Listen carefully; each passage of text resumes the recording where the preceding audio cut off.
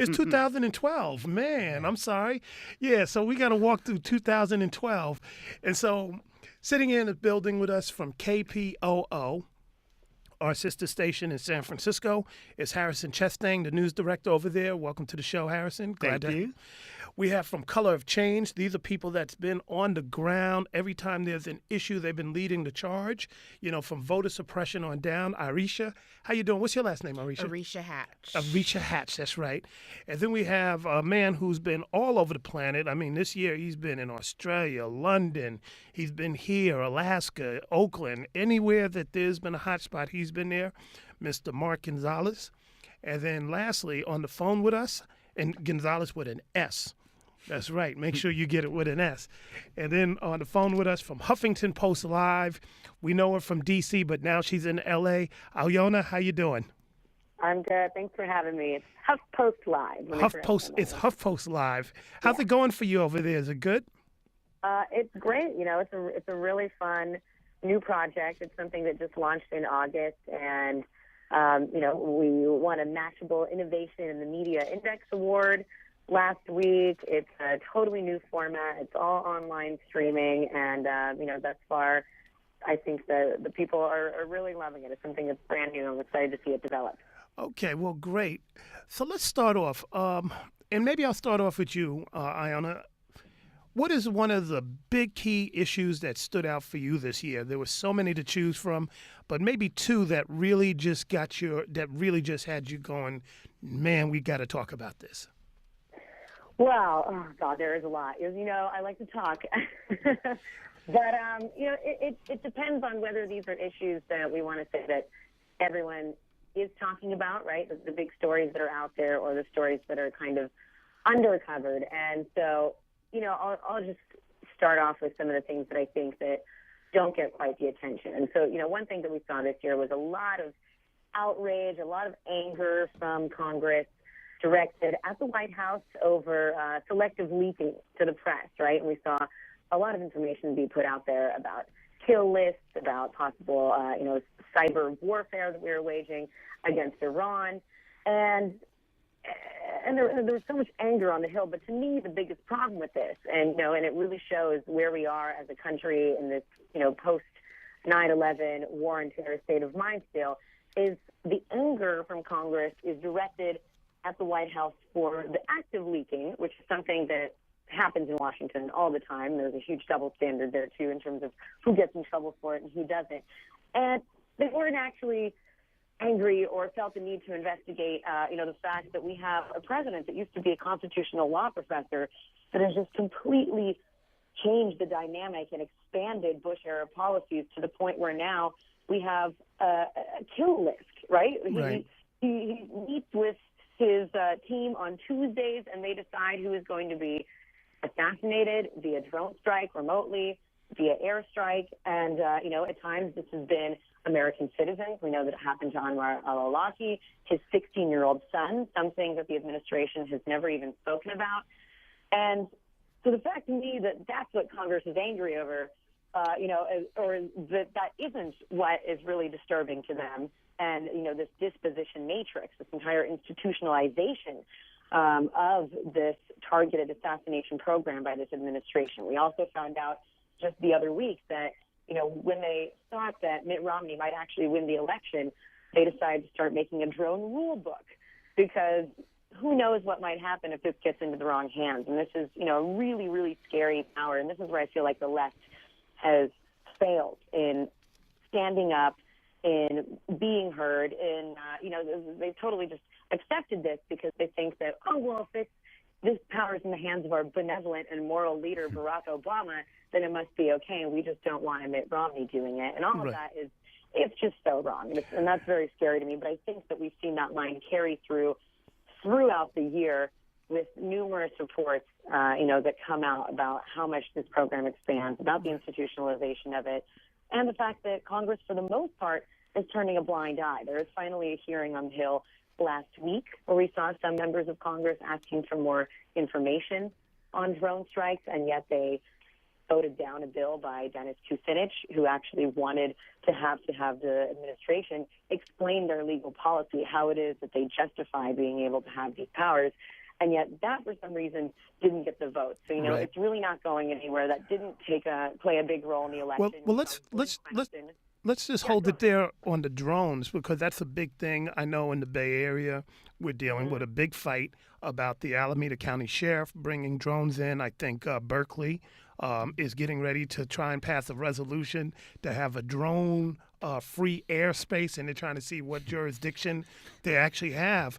But I think alongside of what you've been talking about with the drones and the drone rule book, which also has been underreported, is the fact that there's a drone lobby and there's a drone caucus in Congress. And in 2 years, private corporations will be able to own drones themselves. So the Clear Channels and the Walmarts and the Bechtels and the Koch brothers can all own drones in 2 years' time. And there's been no discussion as to what they'll be allowed to do and what they won't be allowed to do. And so we're going to have to put drones on a list of things that coming into 2013, we're going to have our muscles up. Harrison, what stood out for you? Harrison Chastain from KPOO.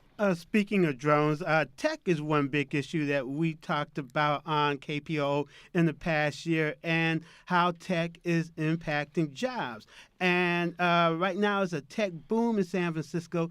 Twitter just moved onto Market Street. A bunch of other corporations, tech corporations, are moving in. And at the same time, there's at least 10 construction projects building 20, 30-story buildings that are connected to tech. But the question is, how many African Americans, how many Hispanics, how many low-income people in the Tenderloin and other parts of San Francisco are benefiting from this tech boom? It's very little. Right. And in the other aspect of technology, talking about these drones, can you imagine in a few years people work in the Central Valley who fly crop dusting planes being replaced by drones? Do you have people who work in other aspects of the world today? Google just introduced a driverless car.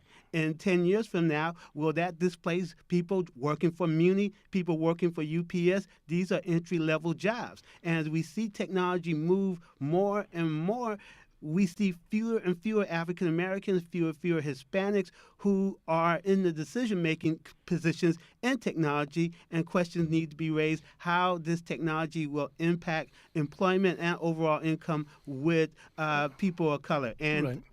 No, go ahead. And just one other issue, big issue, has been the election. And it was predicted at the beginning of this election cycle that fewer African Americans were going to come out to vote. It was a one-time thing in 2000. Everybody was excited with President Barack Obama, the first African American president. That wasn't going to happen again. President Barack Obama might be in trouble if fewer African Americans showed up, same with many African American members of Congress, particularly here in California, where you have reapportionment, where several African American members of Congress and the state legislature were pitted against each other, were pitted against other Democrats. And also on the East Coast and elsewhere, you had conservative black ministers who were upset with the president supporting same-sex marriage. They were predicting that 20% of African Americans were going to go and vote for Republican candidates. And you also have 5 African Americans who are running as GOP candidates, Tea Party candidates. They all lost. But another issue, President Barack Obama, as we know, won with anger because of voter suppression, and that backfired, and many African Americans came out to vote despite the best efforts of the Republicans and the Tea Party to suppress African American voters. But on the flip side, you have fewer African Americans getting elected to office. You have now almost no African American mayors of big cities. There were no black senators elected. We just had one appointed yesterday from the Republican side. And there are no African Americans representing the Bay Area and the state legislature. And out of 290 county board of supervisors, you have 2 in San Francisco. So basically gerrymandering.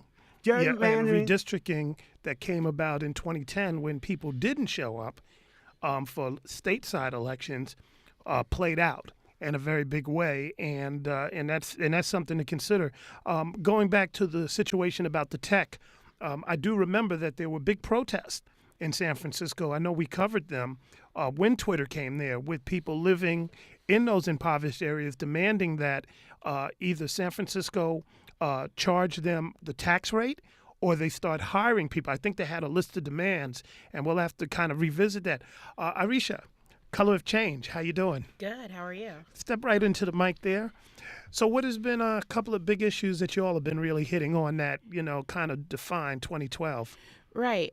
So we've been hitting on a lot of issues around voter suppression, voter ID, that I think were big stories this season, this year, although they were sort of swept under the rug by the amazing turnout by Black and Latino and Asian American folks and young people and single women across the nation. Right. And so for me, one of the themes that I feel like we didn't explore, or because, the fiscal cliff happened so quickly after the election, the conversation moved to the fiscal cliff, was sort of this new coalition that emerged, this emerging majority coalition of Black people, of Latino people, of Asian Americans, of women, of single women, of young people that sort of came out. And I think, if you were watching Fox News the night of the election, you sort of saw them talk a little bit about that demographic shift. But we haven't had, I think, a lot of conversations about what it means to not only turn those people out, but what it means to govern under this idea of this new majority, and what sort of like policies will we Well, that push forward. happened in 2008, and we didn't see a lot, and people kind of gave that president, let him just get used to the job. Now he's used to the job, and now we're dealing with everything else but, this new coalition. I think one of the interesting things to underscore is that there were direct attacks on various members of this coalition. There was a war on women. There was a war on Latinos/immigrants. There was a war on young Blacks. There was a war on Muslims. There was a war on everybody, and everybody wound up coming out. But there hasn't, as you said, conversation, and so we'll have to revisit that. What was another key thing that you all did? Voter suppression, this coalition. Yes, this voter suppression coalition, and we saw many instances of folks, Republicans, conservatives, targeting the Black vote. So we saw in Ohio and Wisconsin, they were shooting up all these billboards on Clear Channel, billboards saying, voting, voter fraud is a felony, and these are sort of all the crimes. And we saw at Color of Change, we saw sort of reiterated the ability for us as organizers, as online organizers, to push back against corporations who are willing to put out these types of messages. Okay. And so we were sort of successful in pushing Clear Channel to take down these billboards from our communities. And for us, it's sort of a reiteration of this model of pushing back against corporations who seek to do negative work in the communities that we care about. Okay. Mark, what did you see this year? Mark Gonzales, poet, educator, scholar. Well, as I think talking to that mic there. Well, as I think back across the year, I think when we've talked about this a lot, the rate through which we're consuming information makes us only remember things in the last month or two. And I think we have to go back to the beginning of the year, to January 2012. And even if we look at December of 2011 as part of the beginning of the year, that we have to actually place the collective energy, both of the society as well as the planet, of what was happening with Occupy. Yes. And being here in Occupy Oakland, and even beyond whether people or not agree with the political vision of Occupy, what was happening with people gathering collectively in a space and saying, we're taking this place in order to create a base, and from that base we want to hold a cross conversation across parts of society and then decide actions from that. Right. And what was beginning to shift from those gatherings. And then in January of 2012, I actually began the year leaving a residency in Stanford, where if you want to talk about tech, what was happening in terms of these open coding classes that Stanford and MIT were beginning to offer to the planet. Yes. Online, with 50 to 70,000 people enrolled, and how that was beginning to change the conversation around university and what it means to pay for an education versus education being accessible to everyone. Heading to Beirut for a conference on basically American empire and people gathering across from the planet in Beirut, and attending an Occupy Beirut gathering. Right. And then heading from there to London in the buildup to the U.S. Olympics and the global Olympics there, and looking at what was happening with the home demolition. And from there to Germany, and holding a conversation with people across ethnicities in Berlin who are basically trying to speak about what does a new German identity look like when so much of Berlin is informed by people across the planet, heading from there then to Tunisia for several weeks. And Tunisia having the beautiful, difficult question of how do we redefine a society after 40 years of emotional, structural, political suppression? And what happens when the voices that have been imprisoned for so long are actually put together face to face for the first time? Wow. And what are all the difficulties that come from that? And then heading from there, to Australia, to New Zealand, to New Caledonia, which is, quote, a French colony, originally Kanak land, which is coming up for an independent referendum in 2 years by the independents, by the people who originally lived there. And I find that if you're asking globally what is going on in this moment, I find that rather than have a question about structurally what is going on, I'm more interested in what are the questions that seem to be happening across societies. And I find two primary questions being asked by people across this planet is, what is the role of emotions in our global reality? And what does the future of empire look like in our global reality? Right. And how that there seems to be a shift in people, that there is a collective belief in possibility emerging. And that's what I find actually a lot of things when you look at more how larger power structures are positioning themselves right now. Part of it is structural in terms to economy, but I actually believe a lot of it more has to do with the economy of emotions, that people are actually beginning to form more decentralized models of connecting with one another, and that this old one-center power in the middle of everything structure does not know how to respond to that. Right. So they're putting out things in so many different ways because people across this planet are actually connecting and linking with each other in more innovative ways than I've seen. Right, and that's very true. And I want to go back to this, and Alyona, if you could jump in on this. He mentioned about Occupy, and many people almost forget when you talk about what was happening in the beginning of the year. We forget about what was going on with Occupy. We forget that there was a lot of dismantling that we saw, and it's been erased from collective memory. Generally speaking, it's not talked about in the news and all that other stuff. And what I see as a theme, and hopefully you can comment on this, I see a lot of very systematic erasing of news and information. As you said, we don't remember after a year. You started off by talking that here are some stories that were underreported.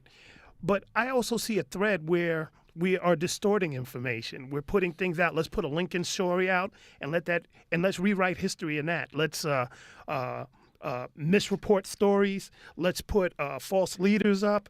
All these sorts of things seem to be playing out in ways that we haven't seen before. What's being taught in schools, the challenges that are going on there. Let's remove this. Let's replace it with that. So I wanted to maybe dig into your brains a little, because you really have specialized in unearthing a lot of these under the radar stories. But do you see an attempt to kind of marginalize and actually dismiss some of these important things, including the ones that you had mentioned at the start around drones? Of course. I think that there's a large effort to try to dismiss this kind of information. And that's because, these are the type of themes that we see carry through that I think make people uncomfortable. Your prior guest was talking, about what's happening around the world. This was a year of many elections in many different parts of the world. This was a year of unrest. If you look at what's going on, not only within the Arab Spring, but also what's happening, in Europe too. We are seeing the economy have a very deep effect. I mean, clearly there are cultural, implications in other countries as well. But when you do have a young population, a young educated population, that commodity prices are going up, the jobs aren't there, right? Then a lot of this economic turmoil then tends to breed some of that unrest, which I think that we're seeing people act out on. And I think that the Occupy movement is also an element of that, because people are frustrated as they feel that there is a global elite, essentially, that is running everything, that's finding themselves moving farther and farther away from the general population. The wealth gap is only increasing. These people are only becoming richer. You have a financial system which, despite the financial crash in 2008, hasn't really changed in any way. And who else, everyone else are the ones that are suffering, whether it's through austerity measures in Europe or here in the United States. Look at the foreclosure crisis, another thing that completely has not been addressed, another thing that completely made its way out of the election. And I do think that there is an effort there to try to remove it, not necessarily remove it from the collective consciousness, but these are things that are really difficult to talk about. And I think that we have a very lazy media structure, especially a very lazy mainstream media, because it's so much easier to play a soundbite, that a politician, maybe they said something earlier that day, and so then you get you to just loop it on repeat, and you have people talking about general themes, but you're not really getting down into the crux of it. And we focus on partisan issues as if our two parties are really so different and so divided. And sure, maybe they differ on tax policy, but again, you're not going, you're not seeing a lot of unification of people trying to reform our national security policy, trying to reform the financial industry, right, trying to look at what happened with housing. All of that is still there, and it still has yet to be addressed. And so, that to me is part of the problem. But if I can just make one more point on that too, what I think that we did see in response to, congressional approval ratings being as low as they've ever been, to this do-nothing Congress that people want to say, to a frustration over the media whitewashing a lot of these stories too, is maybe they're not re-embracing it, but we did see states' rights play a very large role in America this year, and we've seen it be used for good and for bad, right? And we've seen it try to restrict people's rights. If you want to talk about restrictive abortion legislation that passed all across the country, if you want to talk about voter ID laws and voter suppression, but then we also saw it try to expand rights in the form of gay marriage and state ballot initiatives, in the form of legalizing the recreational use of marijuana. right. And I think that people are trying to reclaim some of that on a local level because they feel like Congress isn't doing it. They're not talking about it. The media isn't talking about it either. You could look at the legalization of marijuana as a total refute of the drug war that's been a failure for 40 years. Again, another thing that is whitewashed, another thing that is never brought up in any presidential debate when you have the top journalists in the country moderating. So, I find a little hope in that, but I definitely feel like we aren't seeing the real honest discussions about major policy failures that we need to be. That's the voice of Alyona. How do I pronounce your last name? I knew I was going to butcher it. It's okay. I get it all the time. It's Alyona Minkowski. Alyona Minkowski. I'm getting there. That's my goal for the new year is 2013, Davey, you'll get it. I'm going to pronounce everybody's name correctly. Let me toss this out to everybody here, building off of what you just said. There's been a lot of unrest around the world that hasn't been covered here. 1 million people in Quebec, Montreal. Have people forgotten about that? That was something that you didn't see on the evening news. Chile, you saw 500,000 people out there around education. Same thing with the scenario in Quebec. And I bring these up because... In Mexico, I was going to bring that up as well. You've seen large amounts of young people who have been coming out to not a few hundred, but tens of thousands and hundreds of thousands, and that's been completely erased, as we also erased the Occupy, which we're linking up with these larger movements. And couple that with the efforts, and I'll toss this to you, Arisha, the organizing efforts that we've seen that have gone on with young people in particular. You know, it wasn't the Jesse Jacksons and Al Sharptons, but it was a lot of young people. It was young college students that first led that charge with Trayvon Martin, where we had a lot of shootings going on, racial shootings going on. It was young people in Mississippi that were doing a lot of organizing. You saw a lot of this voter suppression kickback. I was in Charlotte when I saw 1,000 people from the hood, you know, participating and without an Al Sharpton and everybody. So from the work that you all have been doing to get a lot of folks, can you talk about maybe that youth activism as you may have seen it domestically, and maybe you can chime in as to how you've seen it internationally, Mark? Right. I think it's not only like Talk right into that mic there. Not only the youth activism, but sort of like this online activism that sort of allows a lot of people to be involved in ways that they weren't able to be involved before, and connected with others in a way that they weren't able to be connected with others. And so we've seen it, like you said, with Trayvon and the sort of social media online push, and also sort of offline rallies that were pushed to make the major media pay attention to what was going on. And we've seen it in other sort of like countless examples like that. Were you frustrated that these things didn't always get the coverage? Frustrated, but not surprised. Not surprised, and unwilling to feel defeated by it, Right. because I don't feel like it's worth putting that much energy into. Put your energy into things that you can change and can affect. But has that changed the way in which you organize now? Because you're not going to be able to depend upon certain places that traditionally we have. Right. No, it definitely changes the way that we organize. And one of our big emphasis for the coming year will be a culture accountability, media accountability project that is really going to be focused on media to tell the stories, and the way you were talking earlier, sort of offline, about gun violence, and the way that we're sort of talking about black gun violence versus gun violence in white communities, and really sort of taking an active look at and pushing back on the media against those sort of representations to make sure that they're telling the stories that are important to be told for our communities.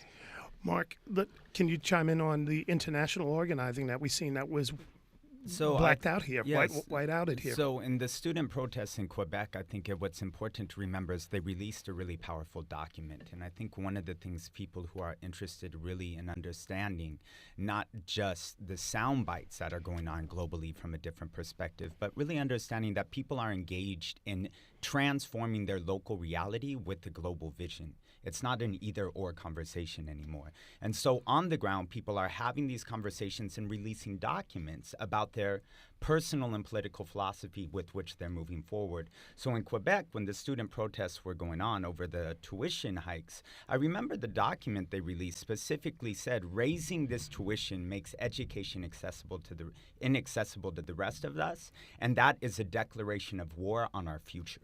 Right. And to really think just about that language. And that's pretty much what they said in Chile. Yes, which was echoed. And then being in Vanuatu, which is a sovereign indigenous island in the South Pacific, and building with the Youth Against Corruption movement, who was organizing intergenerationally against kind of the, checkbook and pocket type of political organizing that has been going on for the last several centuries.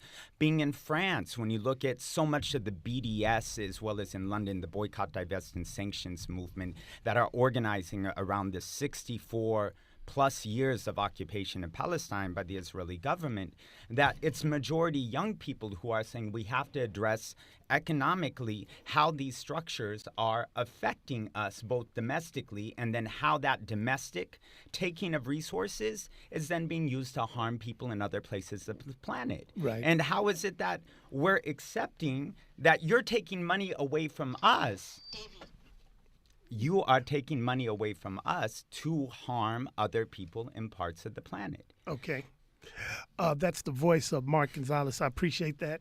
We're going to take a break for 1 minute, and we're going to come back and we're going to continue this. I had a technical difficulty for a second, so just give me a second.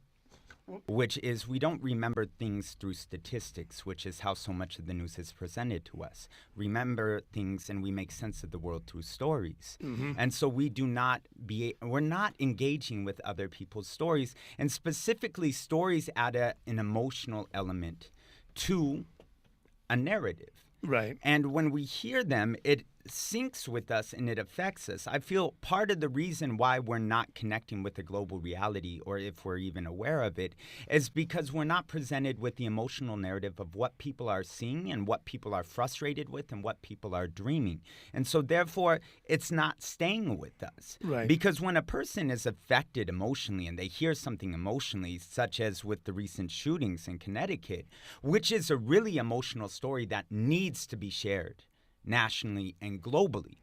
But there's so many other stories that also need to be shared emotionally and globally that are only presented as statistics, and therefore we just hear it and then we forget it. It's been academized, if we could use that word. Harrison Chastain, and then I want to bring in Kai Wright from Color Lines, who is joining us on the line as we are looking back at the year 2012. One big story is a different type of shift.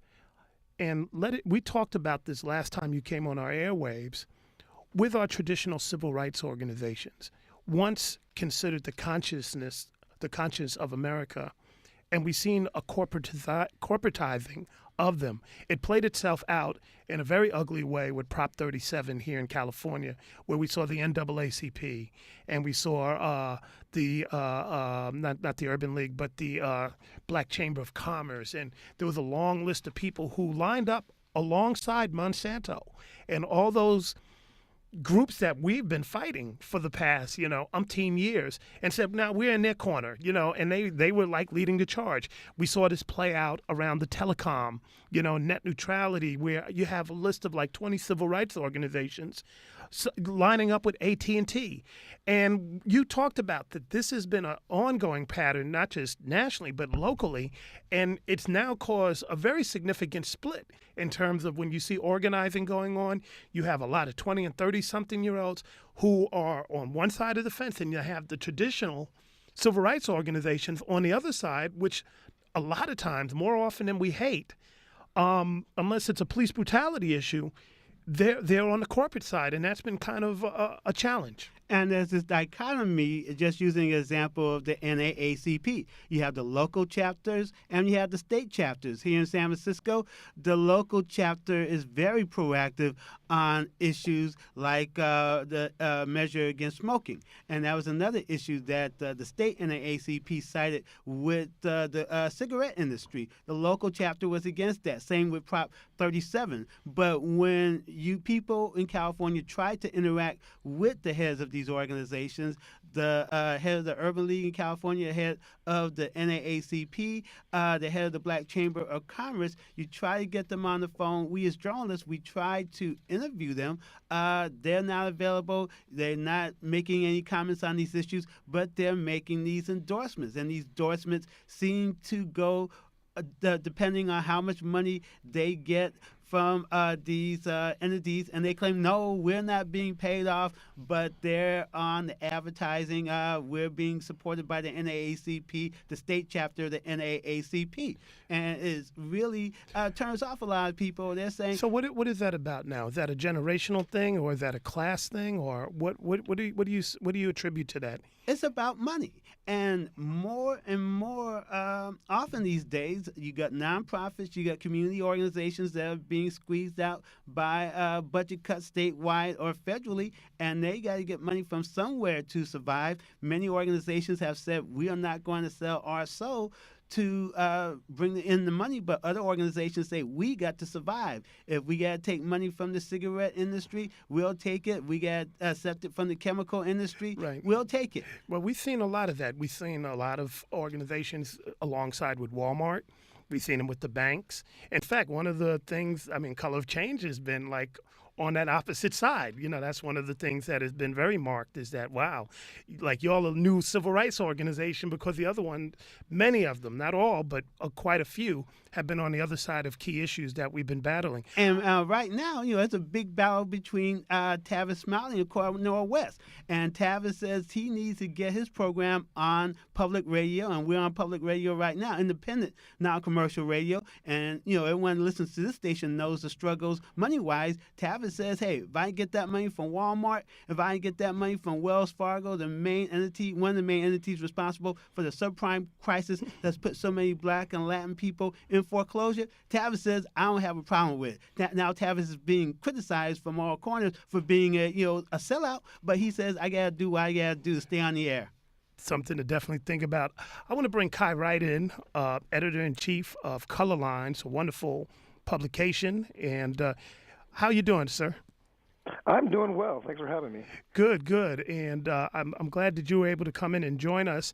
I wanted to ask you, because you all have covered so much this year, what are some key things that really stood out for you all in 2012? And keeping in mind, since you're just joining, we talked about drones as one of the things, and we talked about some of the underreported protests that have been going on internationally. But for Color Lines, what are some of the things that you all really found to be a heart and soul that defined 2012? Yeah, I mean, it's been a big year, right? And there's a lot to get in there. We're actually working on our end of the year stuff package right now, and trying to figure out how to squeeze it all in. And I think probably what emerges for me are three big themes more than individual events. And I'll try to tick them off real quick. I mean, one, we had this election this year, and I think the most obvious big theme that has come out of that is, people of color vote, and we're going to be voting, and and no amount of voter suppression effort is going to change that, and so both major parties are now having to think about what that means for them, both in terms of policymaking and in terms of their politics, and what the electoral landscape looks like, and importantly, communities of color and folks who are advocating for racial justice are also thinking about what that means for them, and what is power and how does it look. So one big theme is sort of a universal understanding of, at least in the realm of electoral politics, there's been a power shift. What does the word power mean, and how do we play it out? Another big shift is, I think, in the realm of immigration. I think we've seen this year a big change in how we think about immigration as a country. We've moved from talking about immigrants as workers or criminals, people who are either units of productivity in the economy or burdens on society, and started to talk about them as parents and children and neighbors. That story thing you're talking about. Yes. And I think as a consequence of that, you're seeing a very big shift in the way we think about and talk about immigration policy. That is owing in large part to the DREAM Act movement. And then finally, I think the least obvious and the most unsettling of is that I think we have ripped off in this year we've broken a silence that we've had, that we've all agreed on over, I'd say, the past 2 decades about Black men. Trayvon Martin's death forced into the public a conversation about the way, about both the physical reality that Black men face in this society, ranging from the economics of it through to the violence, and the way we think about Black men in this society. And I think that's the least obvious theme to emerge, but it's one that I think is really important and that we're going to be trying to drill down on at Color Lines next year. Let me ask everybody here. Thank you, Kai Wright from Color Lines, and anybody can chime in. Along that line, one of the big stories that came out of the Malcolm X grassroots movement was that report, the extrajudicial killing report, that talked about, every 36 hours somebody Black is murdered, either by law enforcement or somebody who is along the lines of security. And there's a website that deals with brown killings. And I know that they've been gathering a lot of information, and they're coming up with a lot of numbers as well. And complicating that is there's a lot of this vigilante killing that's been going on in brown communities. These things, especially leading up to the election, weren't talked about a lot, and many people, like myself, felt that was deliberate because people didn't want to mess up the election and get this whole thing. But it's a front and center issue here in Oakland, right now with all these killings. I mean, we just had a big thing, on Saturday at Eastside Arts Alliance, packed. around the 36 hours thing, with people talking about it and strategizing for 2013. But let's talk about these very deliberate attacks on black and brown folks via the police, the reportage, and where we see this and where it stood in 2012. And I'll go to you, Arisha, and then we'll make our way around the dial. I think we've seen gun violence and sort of this vigilante justice permeate black and brown communities for a while now. At Color of Change, we're particularly focused on this right-wing bill mill factory called the American Legislative Exchange Council, ALEC, who is responsible for pushing at the state level a lot of these shoot first, stand your ground, whatever you call them, laws. And we see in our communities they have real impact, and they're connected to how the young men in our families are treated on an everyday basis. For us, what we've seen is these are intentional, concerted efforts on behalf of the gun lobby that definitely impact and talk right into the mic. Yeah. that definitely negatively impact our communities. And it's our hope that in 2013 that there are new opportunities to talk about. But we have so much of that. The fact that we didn't have this as a national discussion, that it stopped.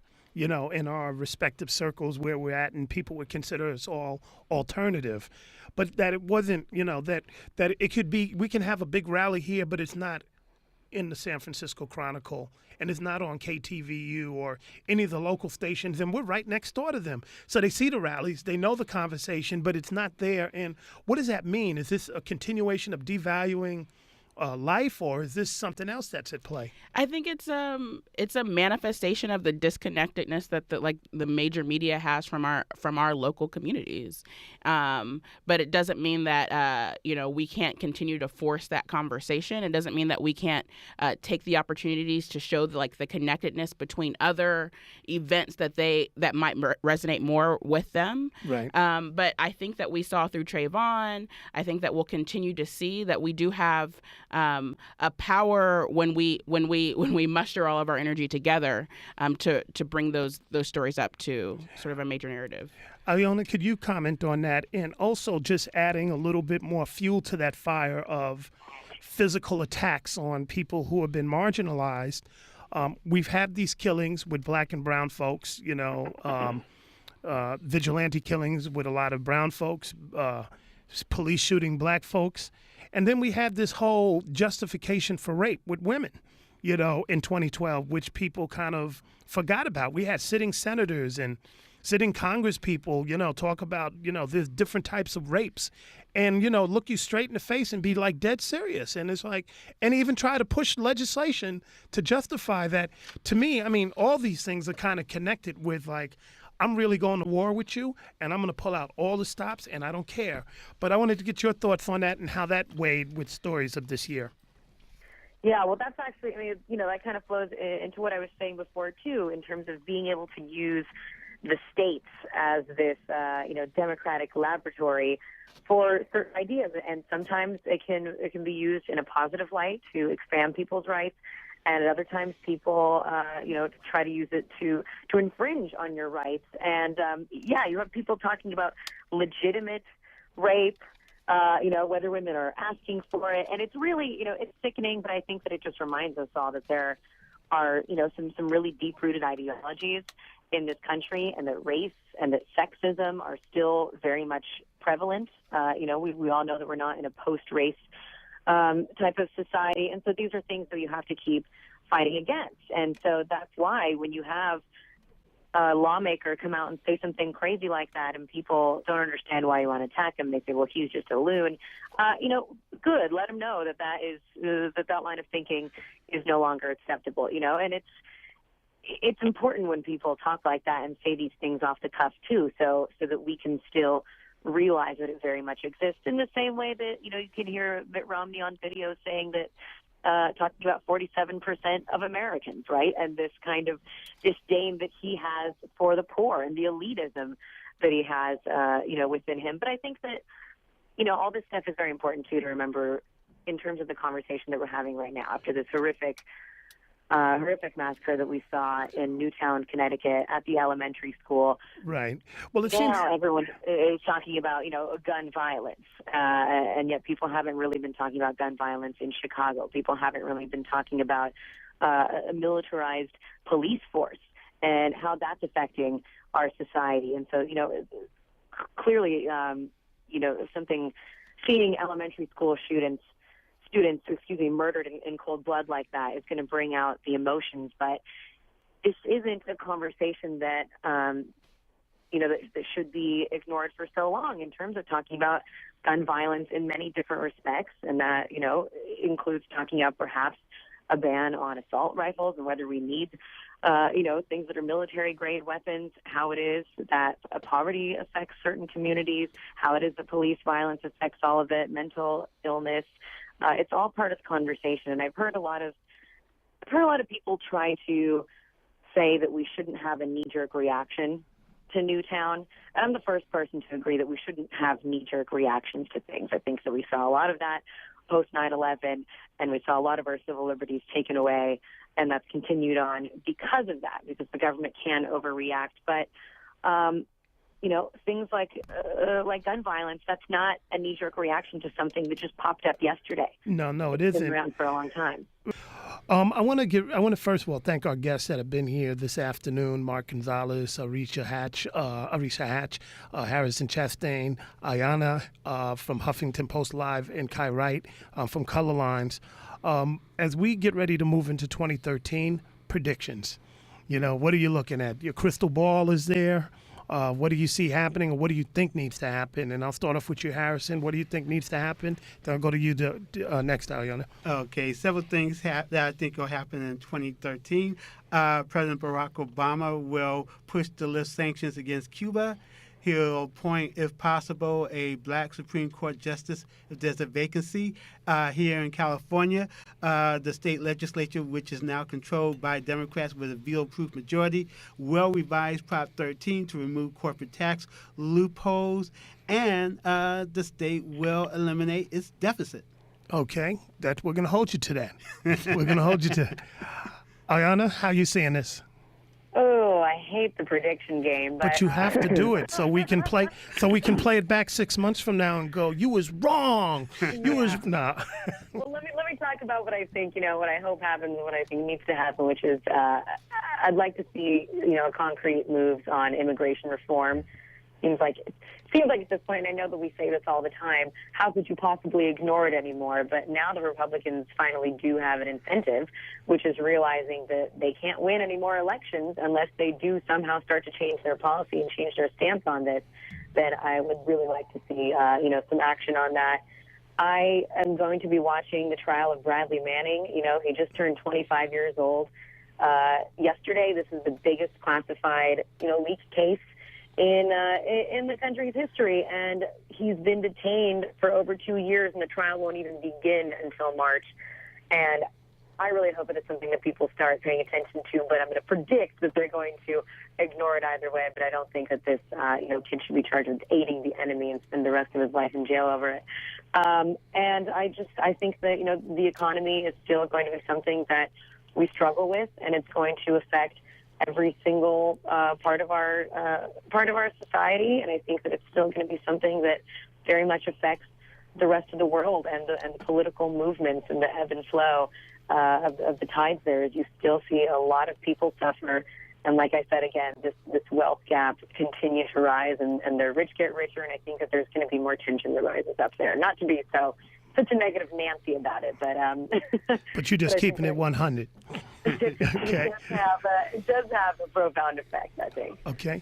Arisha, how you seeing this? I'm seeing 2013. I'm hoping to see a robust conversation about immigration reform that moves beyond just immigration with a brown face. Mm-hmm. In my best vision of 2013, there's a discussion of immigration reform and sort of voting rights that's happening around the same time that takes into account these different the voter purge efforts that were happening in Florida and the voter ID efforts that were happening everywhere else. Mm-hmm. And so I'm hoping that this will be the equality movement and a vehicle to continue to build upon some of the efforts of the Black Civil Rights Movement. Right. And I'm hoping to see a continuation of the theme of sort of women and hopeful that Black women and this sort of, this discussion will sort of lead to broader policy changes. Okay. Kai Wright, Color Lines, how are you seeing this? Well, I think some folks are going to get their wishes. There will, in fact, be a discussion and, in fact, policy change on immigration in 2013. What exactly that will look like is anybody's guess. There's a lot of ground to be covered, but I predict there will be a bill in 2013. I predict there will, in fact, also we will have our conversation about voting rights because the Supreme Court is going to hear the challenge to the Voting Rights Act. I believe in February. Yes. I think that whatever comes out of that is likely to force a broader conversation. I don't think it's going to be a favorable ruling, and I think that's going to force a congressional conversation about what to do with the Voting Rights Act. And then finally, I think, I hope, but I don't suspect that we will have a second stimulus because we need it. But I think the most important thing here is that we will continue to face unpredictable events. We will continue, as we have had for the last several years, to have large, unforeseen, unprecedented events that are the consequences of failed leadership on all of these issues that we've been talking about, which have all reached their critical point. And at some point, we will have a system shock that will force us to deal with them. And how do we get a hold of you all? Colorlines.org.com? Colorlines.com. We are here every single day. So come follow. Okay. Alyona, how do we get a hold of you? When is Huffington Post jumping off with you? So HuffpostLive, we stream live 12 hours a day. I'm in our Los Angeles bureau, so that's from 3 to 7 p.m. Pacific time or 6 to 10 p.m. Eastern Standard Time. Everything we do is archived, so just go to live.huffingtonpost.com and check out what we got going on. And KPOO 89.5. That's right, KPOO.com. Okay, and Color Lines? I mean, not Color Lines is Kai, but your color of change. Colorchange.org. Okay. Join the movement, become a member. Okay, and then Mark Gonzales, how are you seeing things for 2013? I want to break it down into two different kind of visions, a social local vision and then a structural vision. I find that in 2013 and in the next couple years, you're going to continue to see a lot of geopolitical positioning over food and water. Okay. And specifically people in current positions of power really positioning their nation states and their militaries accordingly based upon food and water. The discourse, I believe, in those positions of power, which is historically based, will continue to be based in that way, which is on a homogenization of the rest of the planet as something other than us. And then I see social and local, those two things changing. People breaking a kind of dependency on a structural place as their sole reliance, not meaning it's completely an independent, but it's nothing that we no longer say that's where we're further going, Right. both for our food and water. And in doing so, starting to have a lot more, not only local conversations, but regional conversations in order to repair and heal our global imagination of what each other actually look like. Part of that really has to do with this kind of idea of we are dying. And we are really used to seeing ourselves in a coffin at a really early age, and that we cannot begin to discuss strategies unless we can actually repair our imagination to even see ourselves alive in 5 to 10 years. For a lot of our community, that is not a given. And I find that these 50-year visions, while are necessary, unless we can start to repair our imagination of like, I will be here in 5 years, what would I look like? What would I like that to look like? Every other conversation comes secondary. One conversation I would love to see on 2013, and Huffington Post Live, I love you all, but I'm going to have to put you on blast for a moment, which was a tweet you had put out earlier today, is how do we help our mentally ill children?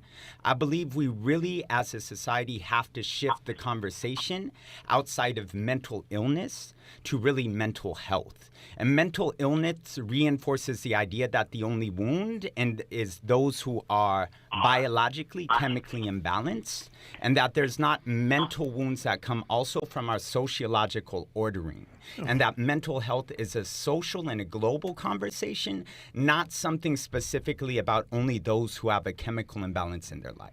Okay, point well taken. My prediction for 2013, iPhones. They will have another generation of that. In iPads, they'll have another generation of that, right? You know, and people will stand up online. But I think very seriously, I think we're going to see the empire holders do an overreach, and that overreach is going to result in calamity for them. I think the greed, people's greed, the weight of it is going to collapse on them. I see it happening in a lot of places. I think there's a certain arrogance that it won't happen, and I think it really will. I also think that many people are going to rise to the occasion, as we've had in the past, and I think you'll see that in a very bold and a very exciting way, ways that I think many of us don't. You know, we kind of caught up in the inertia, but I just see a sea change coming. I see winning. You know, to quote Charlie Sheen, winning with the little hashtag, and it's going to be us in 2013. That's how I see it going down, and I'm ready for it. I'm excited about it, and I think the conversations that we're going to have are going to reflect that sort of anticipation of a brighter tomorrow coming. So that's how I'm seeing 2013, and I want to thank our guests for being on here. Good luck in the new year, everybody. See you on the other side, because we got big doings popping off in 2013. So we're out for now. Peace.